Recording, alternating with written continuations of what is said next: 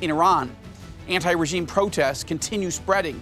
Police have killed hundreds in what some analysts are calling one of the most serious challenges to the Islamic government since the 1979 revolution.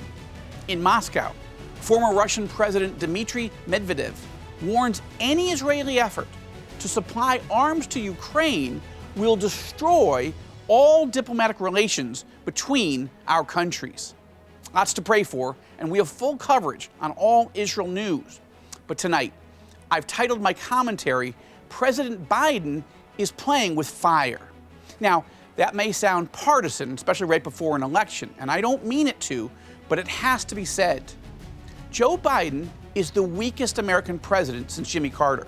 He's leading a weak and morally confused party, and he's putting the U.S.-Israeli alliance in mortal jeopardy. Actually, it's even worse than that, but I'll explain in a moment. First, let's be clear about just how weak Biden is.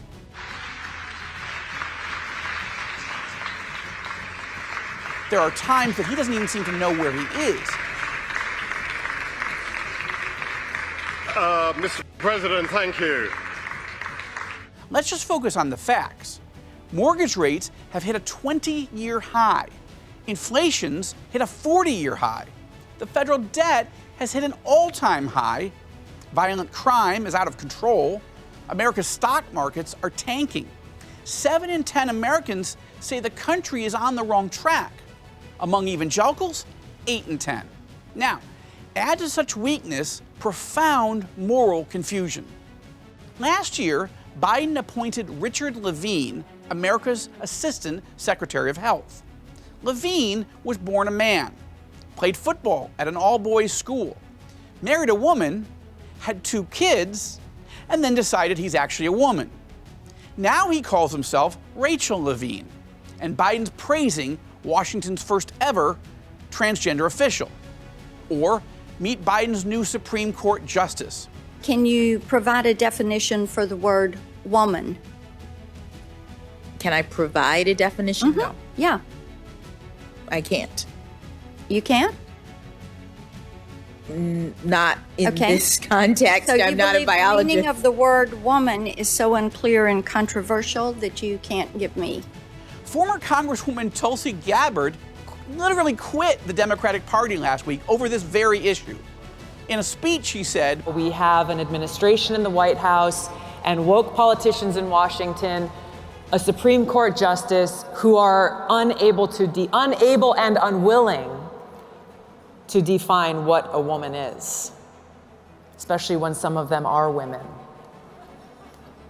Gabbard argued in her speech that those who deny the biological differences between a man and a woman are not only erasing women as a category of people, they're denying the existence of objective reality. And the truth becomes whatever those in power want it to be. She is absolutely right. And then there's abortion. In 1974, Biden was against it, opposing Roe v. Wade, telling the Washington Monthly magazine, "I don't like the court's decision on abortion. I think it went too far." 30 years later, this was still Biden's position. He told the Texas Monthly magazine, "I do not view abortion as a choice and a right. I think it's always a tragedy. And I think that it should be rare and safe. And I think we should be focusing on how to limit the number of abortions." But today, Biden has completely flip-flopped. I want to talk about an executive order I'm signing to protect reproductive rights of women. In the aftermath of the Supreme Court's terrible, extreme, and I think so totally wrong-headed decision to overturn Roe v. Wade. Now, Biden supports a radical federal abortion-on-demand law, the Orwellian-named Women's Health Protection Act, to override all state abortion laws and legalize abortion for all 9 months, right up to delivery, with no limits, no restrictions. This is moral confusion at its most dangerous. Since 1973, 63 million unborn babies have been aborted in the U.S. Now tell me, can any country that murders 63 million babies escape judgment? So far, God has been patient for his own sovereign reasons. Among them, America's the home of great Bible schools training future pastors and missionaries. America's the ATM machine of the world's missions movement. And America is Israel's best friend. Yet now, Biden is poised to cut Israel loose. Look, he's pleading with Tehran to say yes to a deal that won't stop Iran from building nuclear weapons, but will lift sanctions. According to a new study by the Foundations for the Defense of Democracy, the new nuclear deal would allow Tehran to access up to $275 billion in financial benefits during the first year alone, and $1 trillion by 2030. And if oil prices rise over time and Tehran manages to modestly increase its non-oil exports, the deal can offer Tehran up to $1.4 trillion. This is insane. Injecting massive new funding into Iran's effort to build the bomb and fund its terror proxies? That's why I joined 60 evangelical leaders last month, signing a letter to Biden urging him to stop.